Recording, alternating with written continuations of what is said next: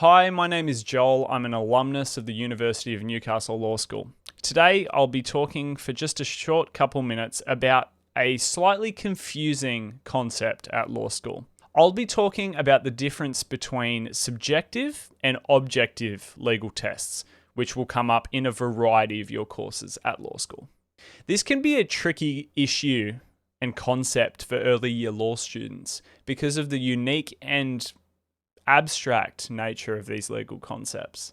The fundamental difference between the two tests is that a subjective test is concerned with a person's actual state of mind, i.e., their knowledge or their beliefs, etc., whereas an objective test is actually concerned with the mind of a reasonable person in the position of the actual person we're talking about.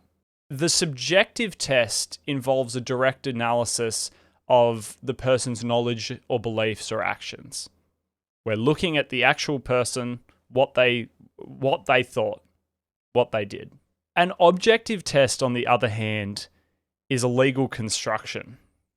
The objective test involves replacing the specific person we're talking about with the legal construct we call the reasonable person. The test then analyzes what this reasonable person in the circumstances would have thought or done or believed, whatever the case may be.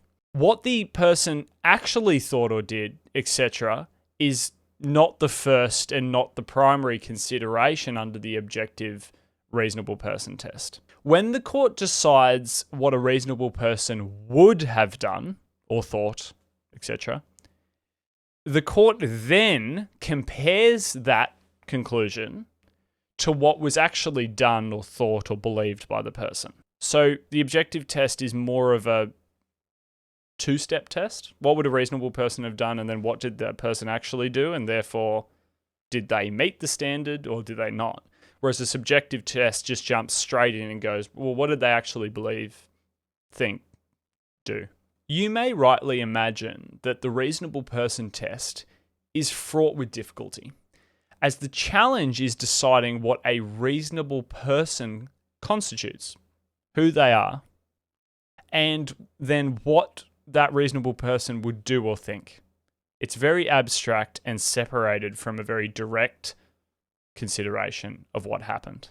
This process is a hypothetical exercise in a vacuum that can create disagreement between judges in its application. Now, the subjective test has its own difficulties, especially regarding the believability of evidence given by the relevant person as to their actual state of mind or conduct. Because the actual person, say it's the defendant in a criminal case, and to not be convicted, they need to demonstrate to the court that they did not believe this thing, or they did believe this thing. You can see that it's in their direct interest to testify that they believed or thought or did this thing. But that's just a brief dichotomy between the two. The subjective and objective tests do vary by area, but that very first kind of separation between the two tests can be difficult. So I hope that helped, and good luck with your studies.